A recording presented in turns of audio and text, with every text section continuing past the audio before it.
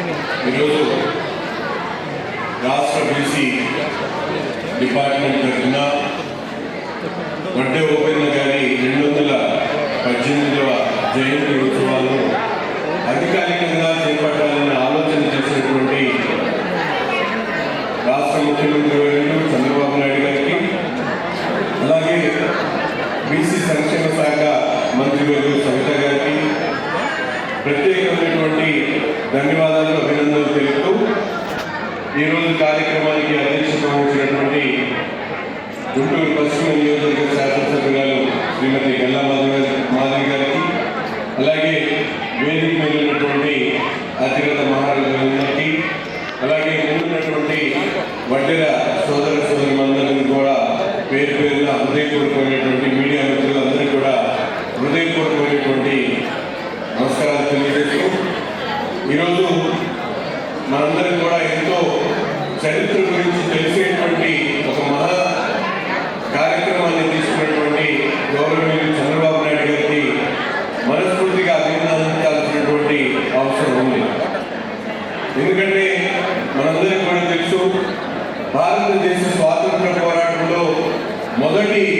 అడుగు ఏదైనా ఉందంటే అది సిపాయి ఉద్యమం అనేటువంటి విషయాన్ని గుర్తు చేసినటువంటి నాయకుడు చంద్రబాబు నాయుడు అనే విషయాన్ని మీ అందరికీ కూడా తెలియజేస్తా ఉన్నాం. స్వాతంత్రం పోరాటం కోసం దాదాపు సుదీర్ఘ కాలం పాటు పోరాటాలు ఉద్యమాలు జరిగినప్పుడు కూడా దానికి మొదటి అంగం ఈరోజు ఓపెన్న గారు పెట్టినటువంటి ఉద్యమం అనేది మీ అందరూ కూడా ఆయన స్వాతంత్ర ఉద్యమానికి మొదటి వ్యక్తి. ఈరోజు సిపాయి ఉద్యమం ద్వారానే మన భారతదేశ స్వాతంత్ర పోరాటం మొదలైనటువంటి పరిస్థితులు ఈరోజు మన గౌరవ ముఖ్యమంత్రి గారు వడ్డే ఓపెన్న గారి జయంతి ద్వారా రాష్ట్రంలో తెలుగు జాతి భారతదేశ పోరాటంలో ఏ విధమైనటువంటి పాత్ర పోషించిందో మనందరం కూడా ఒక్కసారి ఆలోచించుకోవాలి. అలా ఈరోజు మన అన్న నందమూరి తారక రామారావు గారు తెలుగు జాతి గౌరవాన్ని ఈనాడు ఏ విధంగా కాపాడారో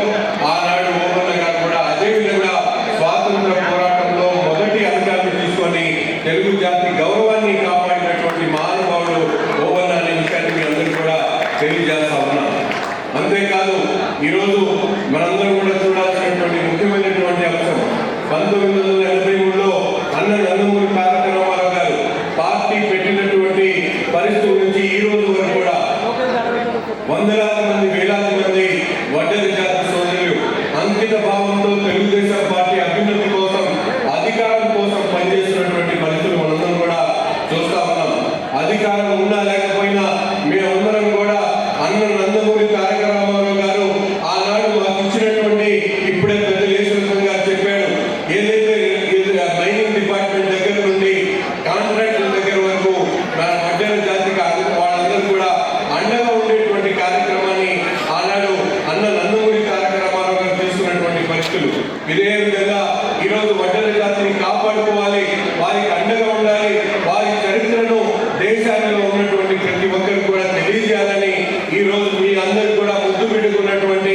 మన నాయకుడు చంద్రబాబు నాయుడు గారు కూడా ఇటువంటి అడుగు తీసుకున్నందుకు ఆయన మనస్ఫూర్తిగా అభినందిస్తా ఉన్నాం.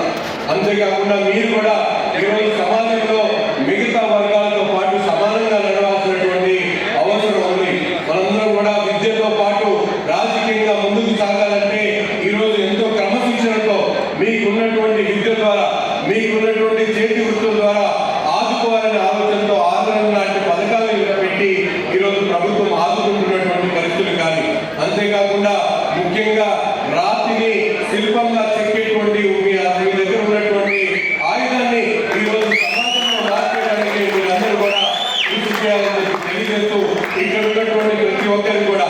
రాష్ట్రంలో ఉన్నటువంటి ప్రతి ఒక్క వడ్డెర జాతి సోదరుడు కానీ సోదరులు కానీ మీకు అండగా ఉండడానికి ఈరోజు మంత్రిగా సవితమ్మ గారు ఉన్నారు. ఆమె ప్రతిరోజు కూడా మీ జాతి కాదు